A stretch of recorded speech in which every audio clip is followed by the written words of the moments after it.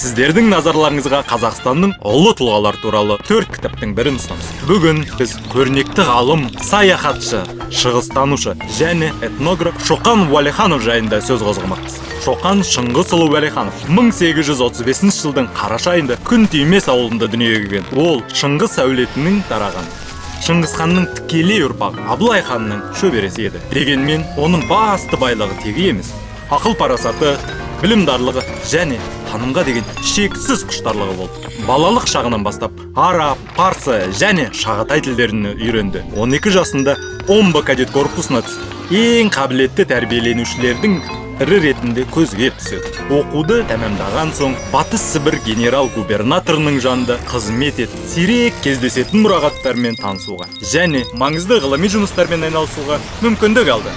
1858 жылы Шоқан аса қауіпті экспедициямен Қашғарияға аттанды. Саудагер кейпінде керуенмен бірге жүріп, өңірдің саясаты, мәдениеті мен тұрмысына қатысты бірегей деректер жинаған. Бұл материалдар еуропалық ғылымда үлкен қызығушылық тудырып, Орта Азияға деген жаңа қырынан қарауға жол ашты. Шоқан жан-жақты тұлға еді. Өнерді бағалады. Нағыз джентльмен болды. Әрі сұлулыққа ерекше құштар еді. Ол халықтар мен өркениеттерді байланыстыратын интеллектуалдық көпір болды. Оның замандас ортасында Федор Достоевский, Дмитрий Менделеев сияқты ұлы ойшылдар бар еді. Ғалымдар оны шығыстанудың метеоры деп атады. Оның өмірі соншалық жарқын да қысқа болды. Бар жоғы 29 жыл ғұмыр кешсе де, ол бүгінгі күнге дейін ағартушылық пен білімге ұмтылыстың символына айналған мол мұра қалдырды. Қазақстанның ұлы ағартушылары толығырақ Алматы кітап баспасының кітаптарынан оқи аласыз.